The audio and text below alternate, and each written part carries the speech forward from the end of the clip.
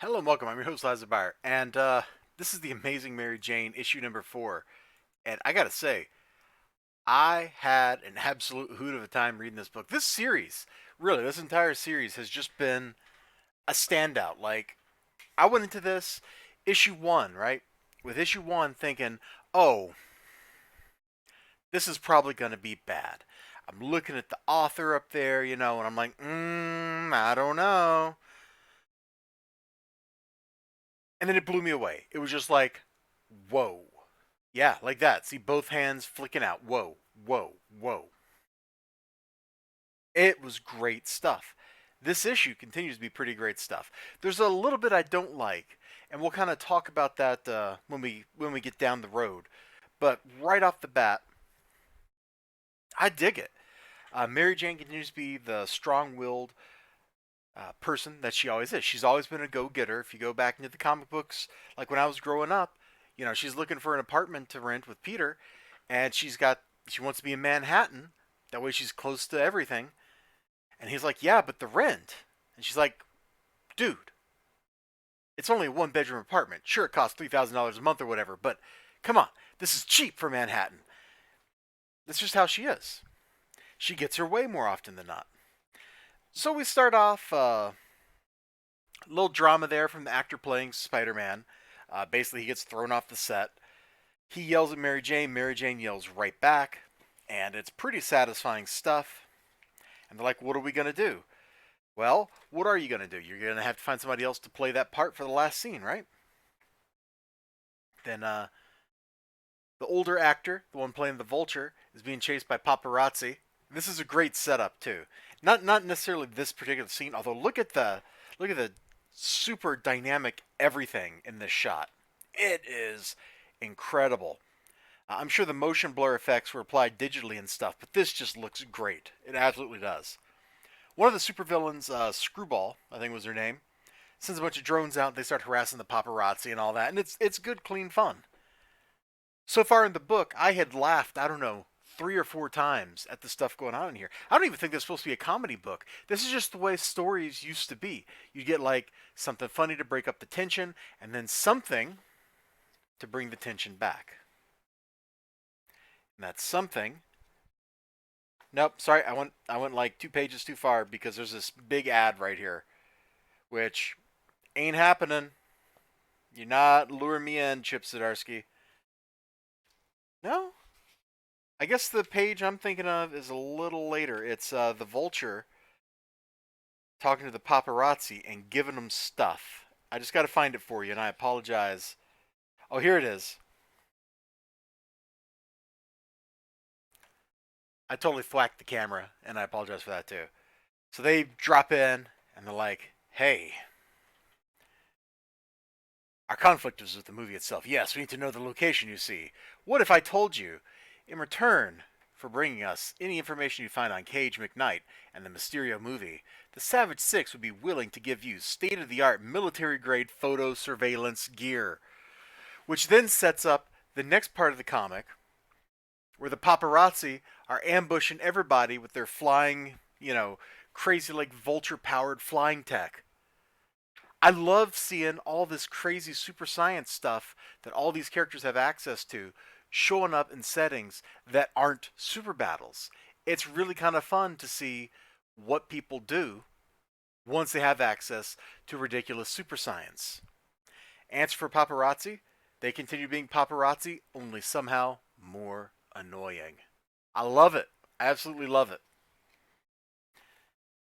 There's every one of these books. She has Mary Jane has a phone call with Peter Parker. She looking fine. I probably just spoiled who's going to be Spider-Man, but I don't think that's a big spoiler because that doesn't really matter that much for this issue. There's just like some rehearsing and stuff related to that. It's not like a major plot point, but it's a major conversation point because Peter Parker has the Parker luck. He's on the phone with this beautiful, beautiful woman that he loves, and there's something crazy going on in the lab. Parker, you gotta come see this. Oh, I gotta go, babe. I gotta go. Let's still have our video chat tomorrow night. Yeah, okay. And he totally just ruined the mood. That is that Parker luck. That is that thing that defined Peter Parker for years and years and years. Something great and something terrible. And the something terrible always somehow eclipses that something great, no matter what it is. He is a very tortured character because of that.